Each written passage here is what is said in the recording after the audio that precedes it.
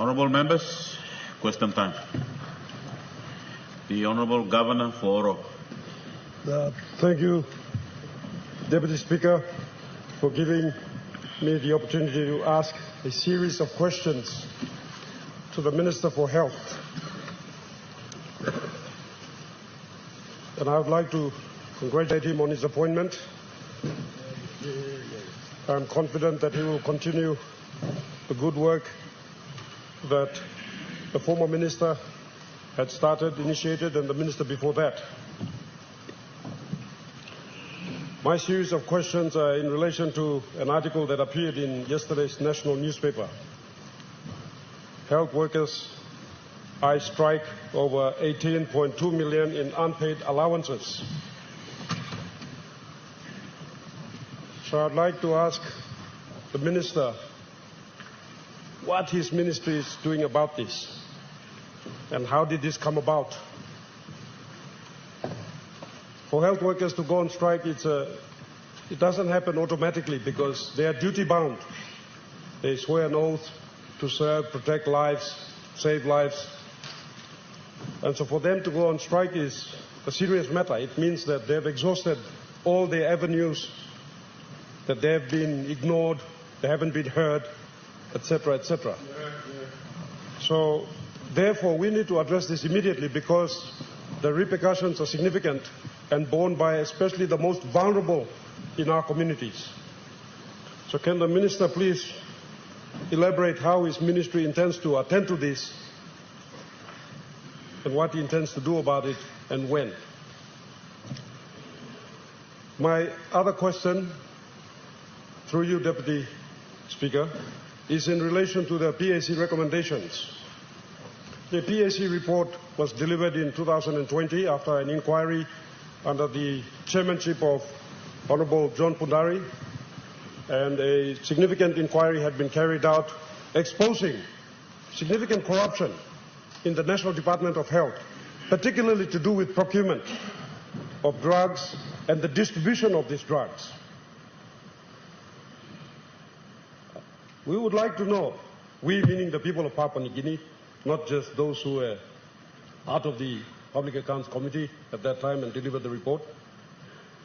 We would like to know, through you, Deputy Speaker, whether the minister intends to continue with the implementation of these recommendations, which are taking so long. It's been almost 4 years, and many of these recommendations have not even been implemented to any satisfaction. Ministers past have tried, but for some reason, the key recommendations to review the procurement system have not been carried out to satisfaction. I'll give one example. There was a particular logistics company that was highlighted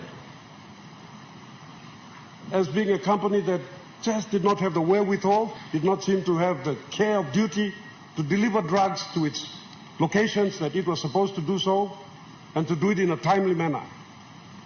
It was recommended that this particular company not be re-engaged.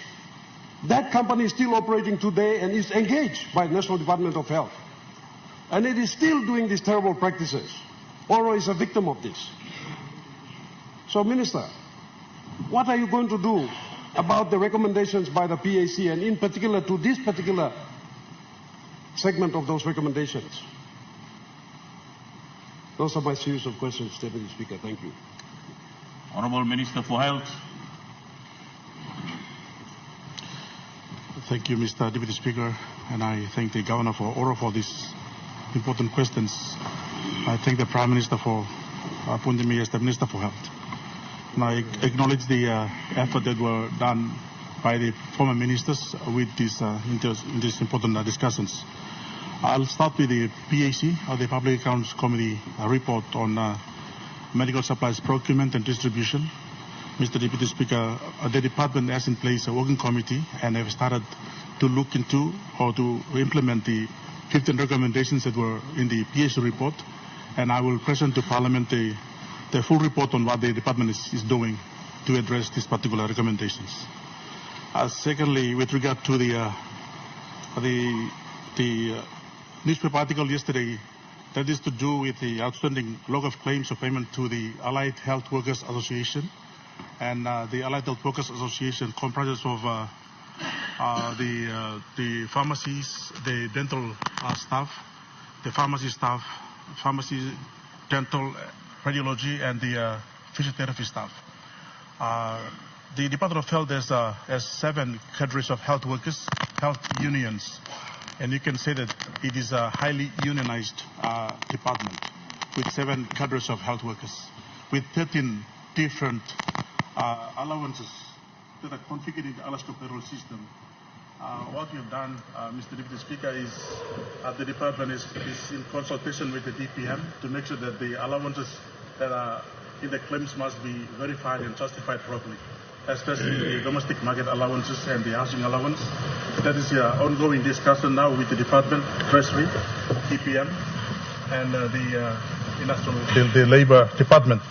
I say Labor Department because, Mr. Deputy Speaker, I have come to realize, or I've been informed that the office bearers of the Allied Health Workers Association has lapsed in 2021, and the office bearers who are actually taking the lead in this particular matter, they need to go through new elections for the office bearers before they can start leading their team into this matter.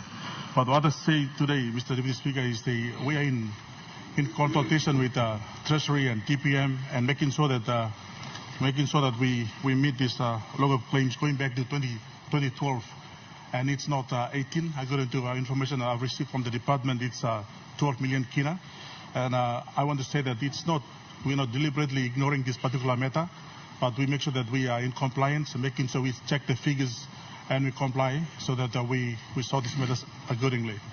I want to say going forward, we'd like to see that some of these allowances must be captured in the Alaska payroll system, so that they must be paid out every fortnight, not to be accumulated anymore. There shouldn't be any accumulation of such allowances in the system.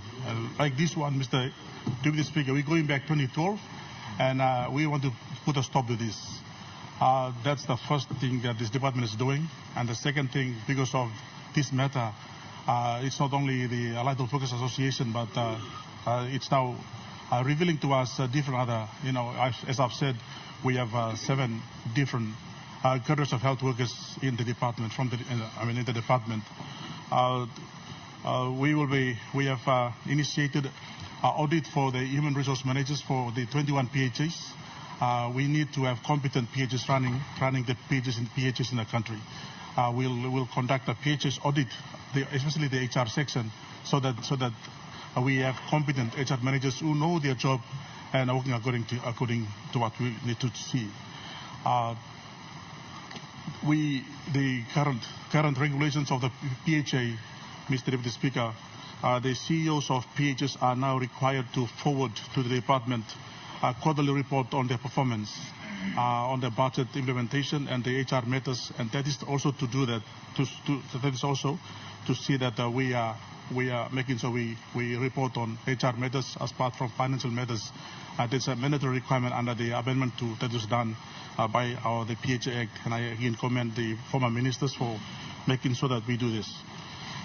My other point, Mr. Deputy Speaker, going forward in the future is I see the need to have a health service commission similar to Teachers Commission, so that they look into this kind of matters. It is important that we establish a health service commission for the country, so that it is similar to Teachers Commission, and many of these issues can be deliberated in this matter. Mr. Deputy Speaker, I seek the cooperation of the Allied Health Workers Association to work with the department to see that we solve this matter amicably and not to go into strike action. It is the Maraparoso government stands committed to paying the salaries and the allowances and everything that is captured for in the MOAs, and let us work amicably to solve this matter.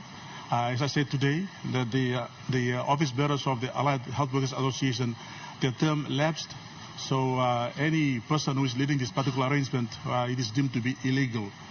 It is deemed to be illegal, so I ask them to cooperate with the department and resolve this amicably. Thank you, Deputy Speaker.